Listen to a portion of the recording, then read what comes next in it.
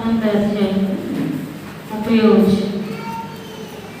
యేసు ఆ చిలుకను పుచ్చుకొని సమాప్తమాయనని చెప్పి తల వంచి ఆత్మను అప్పగించింది.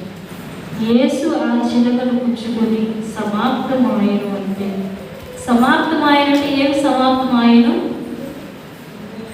సమాప్తమైనట్టు ఏ సమయం సమాప్తమైన లేదంటే ఆయన పని సమాప్తం ముగించబడిన ఏమి సమాప్తమైన ఆయన సమాప్తమైన 4వ మాటగా పలికిను. అంటే సమాప్తమైనట్టే ఆయన ఈ భూలోకములకు వచ్చి ఆయన చేయవలసిన కార్యములు, ఆయన చేయవలసిన పనులు, ఆయన చేయవలసిన ప్రతి ఒక్క కార్యములు, మాటలేవి, వర్తమానాలు సమస్తము ఆయన దేవుని చిత్త ప్రకారం, యెహోవా తండ్రి చిత్త ప్రకారంగా చేయవలసిన ప్రతి ఒక్క పని సమాప్తమైనని ఆయన పలికిన మాటగా నేను చెప్తున్నాను.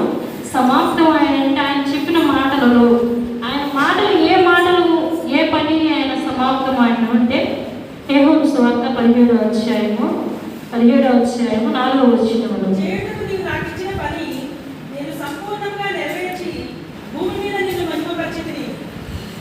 భూమి మీద ఆయన మహిమపరచడం మొత్తం సమాప్తమైన భూమి మీద మహిమపరచడం అంటే ఏ మహిమపరచడము అంటే ఆయన సువార్తను ప్రకటించడము, ఆయన మాటను ప్రకటించము, యెహోవా శక్తిని ఆయన ఈ భూమి మీద సంచరింప చేయడం ఆయన సమాప్తమైనంటే అంటే సమాప్తం అంటే గుడ్డివారికి లేపారు, గుడ్డివారికి చూపునిచ్చి, రక్తశూలం వంటి వారికి ఆయన స్వస్థతనిచ్చి, గుడ్డివారిని లేపి, చనిపోయిన వారిని లేపి సమస్తములను ఆయన సమాప్తం, ఆయన మహిమను, ఆయన స్వరూపాన్ని యేసయ్య ఆయన రీతిని భూలోకానికి తీసుకొచ్చి ఆయన చూపించిన రీతిగా, ఆయన స్వస్థపరిచిన రీతిగా యేసయ్య అలా స్వస్థపరిచి సమాప్తం ఆయన చేసిన ప్రతి ఒక్క పని త్యాటగా, ప్రతి ఒక్క మాటను త్యాటగా సమాప్తం చేసి అంటే ఈయన ఎవరు సమాప్తం చేయడానికి? దేవుడు ఆయన కుడిపార్శ్వన ఉన్న యేసయ్య, ఆయన కుడిపార్శ్వన యెహోవా తండ్రి పక్కన ఉన్న కుడిపార్శ్వన ఉన్న యేసయ్య సమస్తం ఆయన సమాప్తం చేసిన కానీ అంటే లూకా సువార్త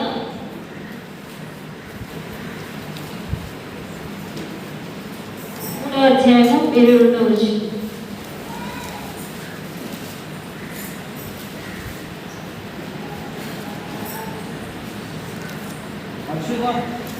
పరిశుద్ధాత్మ శరీరాకారముతో పావురం వలె ఆయన మీద దిగి వచ్చాను.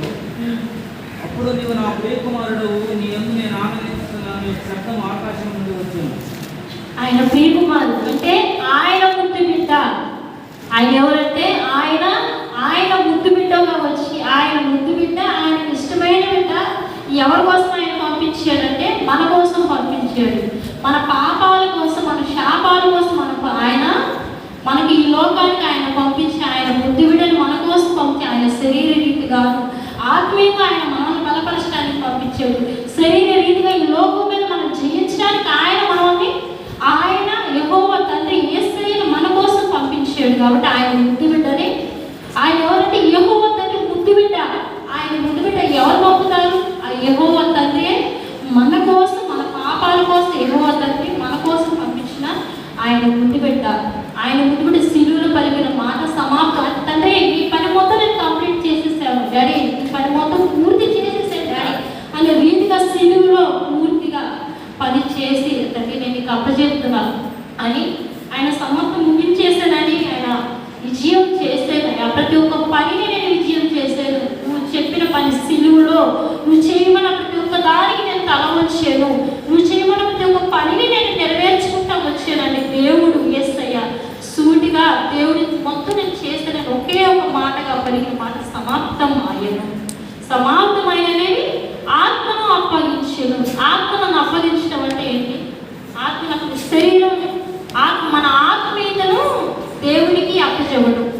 దేవునికి అప్పచెప్పిన ఆత్మను ఆయన శరీరీతిగా మొత్తం సమాప్తం ఈ లోకం మీద వచ్చి మొత్తం సమస్తం ముగించుకొని ఆత్మీయంగా నాకంటే ఆత్మను అప్పగించను అంటే తన ఆత్మను అప్పగించే శరీర రీతిగా ఈ లోకం మీదకి వచ్చి ఆత్మీయంగా అందరిని బలపరిచి ఆయన ఆత్మను అప్పగించేసేసేసి అంటే శరీరాన్ని వదిలేసేసేసి, శరీరాన్ని వచ్చి తండ్రి నా ఆత్మనే నీకు అప్పగించేసేస్తున్నాను, నా పని కంప్లీట్ అయిపోయింది అని ఆత్మను ఆయనకు అప్పచెప్పింది. కానీ మనం ఎలా ఉన్నాము?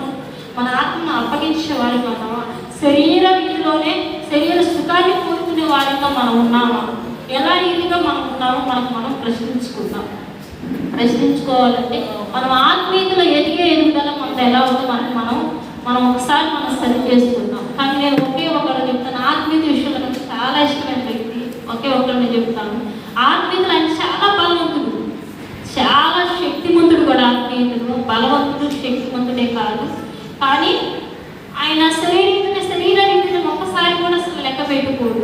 ఎంత బలహీనత ఒక టాబ్లెట్ కూడా. ఎందుకంటే నేను దగ్గరగా చూస్తే మనుషులు దగ్గరగా ఆయన ఎవరంటే బ్రదర్ ఏసన్న గారిని నేను చాలా ఇష్టపడతాను. ఎందుకంటే ఒక టాబ్లెట్ కూడా ఎదుర్కోకుండా ఆయన ఆత్మీయ జీవితాన్ని కొనసాగించిన వ్యక్తి. శరీరాన్ని ఆయన లెక్క చేయాలి, ఆత్మీయంగా ఆయన బలపడిన వ్యక్తి, ఆత్మీయంగా ఆయన కొనసాగిన వ్యక్తి, ఆత్మీయంగా ఎంత బలహీనత ఉన్నా, శరీరం ఎంత బలహీనత ఉన్నా లెక్క చేసే వ్యక్తి కాదు.